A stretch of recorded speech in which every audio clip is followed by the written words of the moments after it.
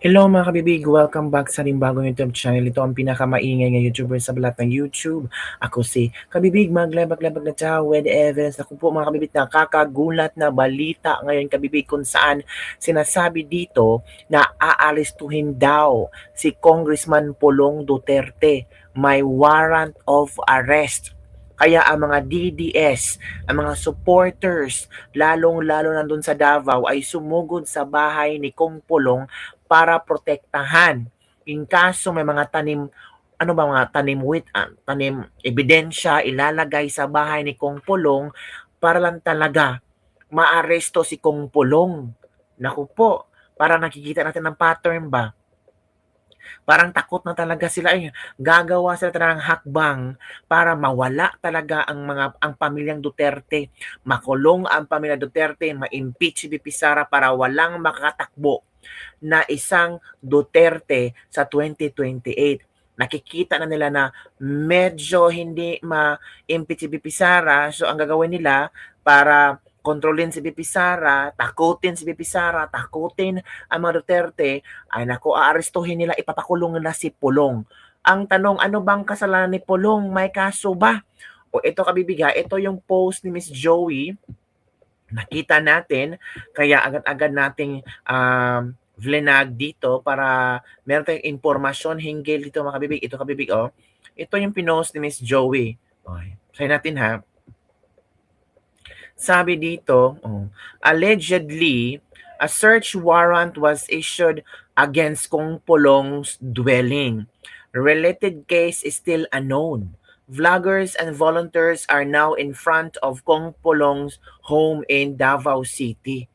Nako, sino kaya ito kabibig? Oy, ano bang problema nila? 'Di ba?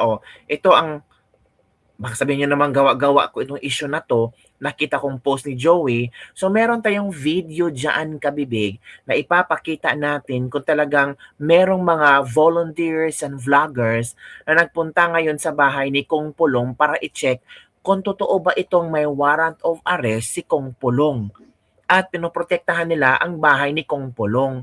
Let's find mga kabibig ha, meron akong video diyan, hanapin natin. Ito kabibig, hanapin natin ha. Hindi yan. Ito to. Ito kabibig.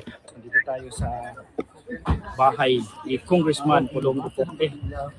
Ano, kami nagbabantay dito, naka full alert, full force. Ayan.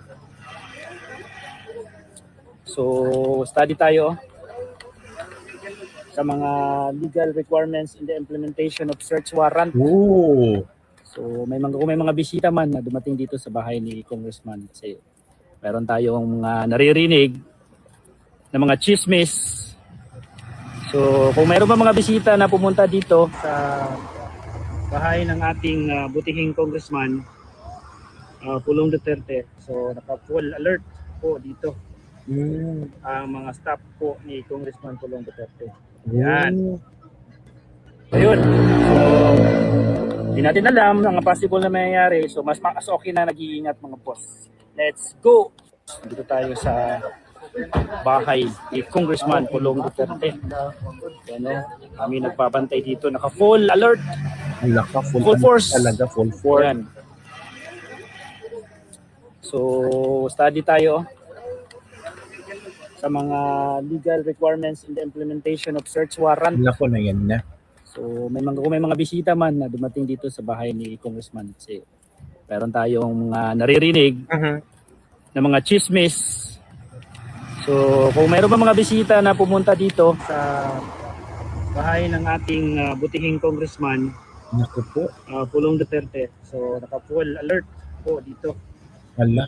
ang mga staff po ni Congressman Pulong Duterte. Naku, full alert talaga ha. Ayun. So, hindi natin alam ang possible na mangyayari. So, mas okay na nag-iingat mga boss. Tama. Let's go! So ito ang komento ng ating mga next, basahin natin ha. Nagsimula na naman sila kaya always magbantay. Sila din mismo dahilan bakit lalong minahal ng mga ang mga Duterte ng mga 85% taong bayan, sino lagi inaapi sila yung umaangat. Anong drama naman ang gawa ng DILG? Hindi talaga nila tatatana ang mga Duterte. Anyari sa admin na to. Boss, lulusobin daw bahay nila Baste, Pulong at KOJC, sabi ni Minyuan. Ingat lahat baka lagyan ng tanim at baka may makapasok na traidor. Narinig ko usapan ng kuya ko, isa po kuya ko na security na nasa Malacanang, ano ba to? Ingat lahat, kukunin daw ni BBM ang asset ng KOJC, i-take over daw nila. Hala, ano ba yan, Minuan? Posible po, mas okay po na magbantay. Matagal nang in-expose ni Maharlika ang balak talaga nilang kunin ang KOJC. Matagal na yan nakaplano. Dapat doon na po magstay ang mga members ng KOJC kasi sa kanila yun, sa KOJC yun. So tulis na robbery in short. Naku po, mukhang nakakatoo nga ang sinabi nila na gagawing IDCA site ang KOJC compound. Naku po, yan na. Yan po ang mga komentuhan ni Minyuan. Sabi ni Minyuan, isa sa mga security daw na nasa Malacanang ang kuya niya at yun daw ang plano. Naku po, nakabatak na naman ang bangang admin. Ingat from Miss Joey. Ang pingkunuhay. Dapat yan talaga yan, dapat doon din sa likod loads. Baka kasi suyop na po siguro si Bangang. Baka mag-invento si VVM, pinakamalaking drone kagaya ng Iran. Lahat gagawin nila para ang mga Duterte mawawala sa politika. Lagyan ng CCTV palibot sa bahay. Boss Mail, punta dyan ngayon ang mga kasamahan natin 24/7 vloggers, volunteers. Naku po, yan nakabig. Lagyan ng CCTV yung monitor ng cellphone para alam kung sino yan. Ingat kayo dyan at mapagmasid at may tag po ang lahat kasi alam natin ang nagalawan sa administrasyon ngayon, gagawin ang lahat para sa personal nilang interest. Raid na po sila, posible po, kaya mas mabuti naka-full alert po. Ganun talaga, yan kabibig ha, yun ang nakita at napanood natin ang isang video kung saan sinabi na naka-full alert na daw sila. Sa bahay, naka-standby na sila sa bahay ni Kong Pulong, mga kabibig. Naku po, delikado si Kong Pulong. Napagtripan na naman si Kong Pulong, mga kabibig. Si Kong Pulong kasi kahapon ay meron siyang pinost, statement of Representative Paulo Pulong Duterte hinggil sa, kay BBM na nag-worry si BBM na wala siyang legacy. Wala naman siyang legacy talaga. Ito kasi ang statement ni Kong Pulong. Baka dito natamaan si BBM. Statement of Representative Paulo Duterte, I find it ironic that President Marcos Jr. Ferdinand Marcos Jr. is worried about anyone undoing his legacy. The only legacy I can think of is the legacy of corruption, which clearly you have surpassed that of your infamous father. Mura ma-proud na pod siguro ka kay ang imong anak gusto man pod mosunod nimo. Gahaman naman kaayo sa Kongreso, bisan walay nahibalaan gawa sa pagtigom og maleta. Pati mga seasoned mga congressman hadlok pa niya.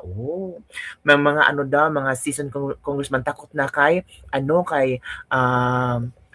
sino ba yung anak ni Marcos? Si Sandro. Takot kay Sandro. Kasi daw, ang nagawa lang daw ni Sandro ay magtigom or mag-impake ng mga maleta. Filipinos are not concerned about preserving political legacies.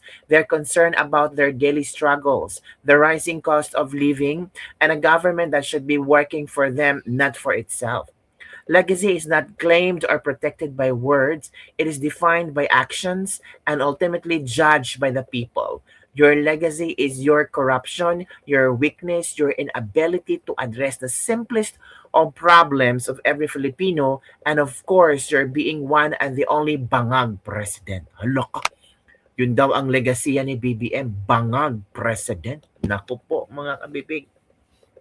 So ano ang iyong reaction hinggil sa latest trending news ngayon na si Kong Pulong di umano ay may allegedly merong pinalalabas na search warrant. Naku, ano ba naman 'yan? Ay naku, grabe yung pagyurak na sa mga Duterte. Fishing expedition warrant daw, sabi ng isang netizen. Kasi si VP may impeachment, ang sabi may Pulong, kung sakaling manalo ang impeachment, kaya hinahanapan ng butas si Pulong, sabi ni Ads PDC. manggugulo naman sila para pang-divert, pero ang target talaga ay KOJC. Hala, KOJC, ano nangyari? Kasi daw ang chika-chika, ang KOJC daw ay posibleng maging target place na doon daw ilalagay ang bagong business ng Amerika ng ammunition, magagawa-gawa ng baril.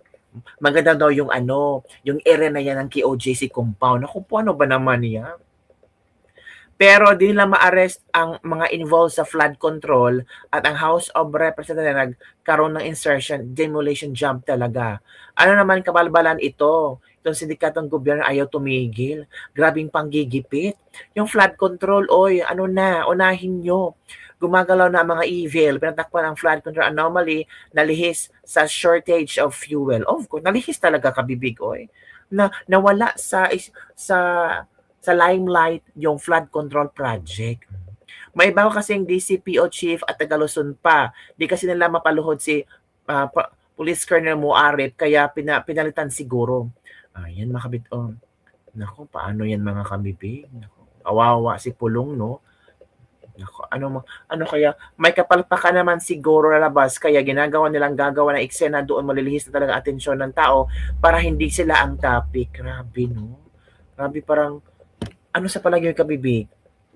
Yung iba, well, ang mga supporters ay talagang careful na lang din sila, baka kung ano-anong gagawin at magtanim, ebidensya pa sila kay Pulong Duterte. Si Pulong nandun sa The Hague yata. And I think so.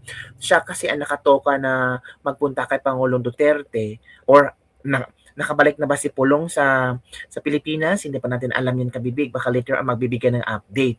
Pero nakakatakot, no? Itong mga pangyayari ngayon. Ako po. So sana, ano lang to ha, tawag dito, alarming ito. At the same time, I'm sure maraming mga vloggers ngayon ang pupunta at mga volunteers ay pupunta sa bahay ni Kong Pulong para tingnan kung ano ba ang nangyayari. Delikado naman ito mga kabibig ko eh. So, yun lang po mga kabibig ang ating Lilis Lebak-Lebak for today. Ano ang inyong reaction hinggil dito?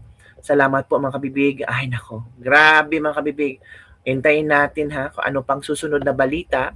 Lalo na itong di umano'y merong arrest warrant o aarestuhin si Kong Pulong sa hindi pa alam kung ano ang rason. Mga kabibig, don't forget to like, subscribe, and share this video para sa mga latest trending news na ating pag-usap-usapan. Pero sabi ng iba ba, diversionary tactics daw ito ulit.